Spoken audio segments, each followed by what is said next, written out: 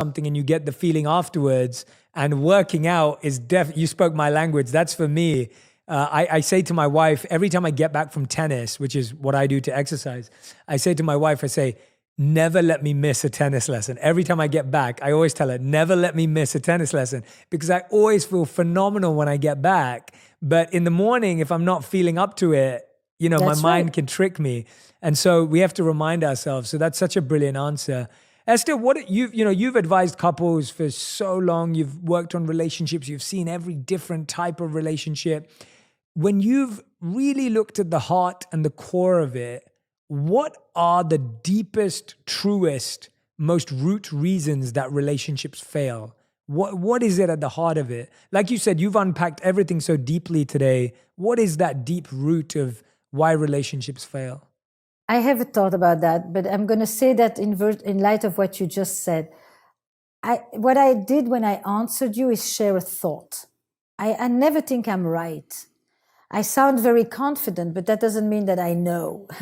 This is how I think of it today. And if you come back and we have another conversation, I may answer the very same question differently. And I think that that's very important for all our listeners here. These are not questions that have a black and white answer. Mm-hmm. And it's so important to be able to hold nuance and ambiguity when we think about these things. So when you ask me what are the killers of a relationship, I do turn to the work of John Gottman very much. I would add a few, but he talks about the 4 horses of apocalypse. And one thing is criticism.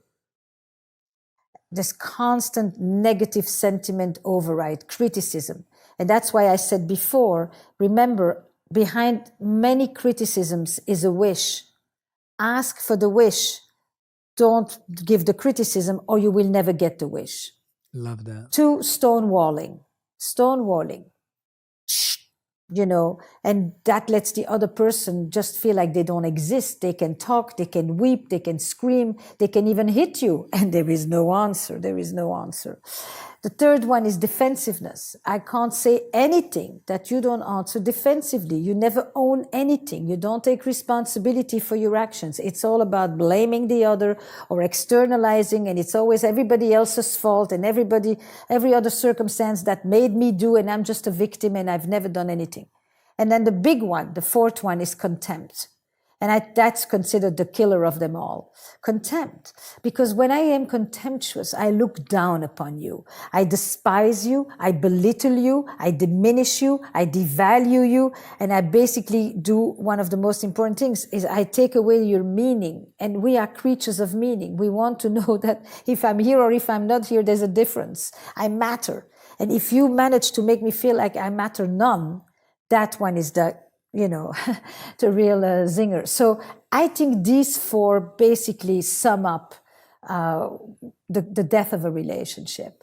I can give you smaller ones, because not everybody is at that end. So the smaller ones for me are complacency. Freaking complacency. People would never, you have a lot of entrepreneurs and a lot of people who do their best at work that listen to you. And most of these people would never treat their clients the way they treat their partners. Mm. They give the best to their clients and they give a smither of that attention to their partners or to the people at home with them. That laziness, complacency, lack of curiosity, just routine management Inc. I do this, you do that. And when is the last time we actually looked at each other and checked in with each other and said, and how are you today? Mm. Not how was your day? How are you today? Because I think of you, that. And that is the many, many couples that come to couples therapy feeling like the life has been siphoned out of the relationship. So then when they say, I still love you, but I'm not in love with you, or I feel like, we have nothing to tell each other, or it's kind of a dead end between us, I say, what are you doing to enliven yourself? What do you do that brings energy and aliveness and vitality and curiosity? If you do none of this, it's like leaving something in the fridge for months on end. It dries up. Mm. Well said. So well said. I love all of those examples. And I think the interesting thing about the first 4 that you mentioned also is that, like you said, behind the criticism is a wish. And often behind the stonewalling is just a genuine desire for space. But when you don't express that and you don't communicate that, of course, the other person thinks you're just ghosting them and that it's about them. That's right. And as you can see, that behind each of our behaviors, there is a deeper desire that may be genuine and may be necessary. And even behind your contempt, there's some sort of internal contempt that's bringing that out. There's some sort of internal criticism that's going on. And you know, Absolutely. it's so crazy because when you hear it, it sounds so simple and it sounds so obvious. But one of the things that's really helped me and my wife is I do this thing where I really liked what you said about how we treat our clients. I try and do this check-in thing with her all the time. And I'll be like, how do you think our relationship's going?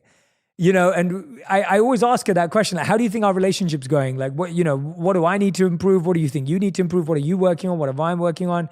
And it's funny because you never do that update or status update with your partner because you just assume that you've already made the decision and now it's stayed.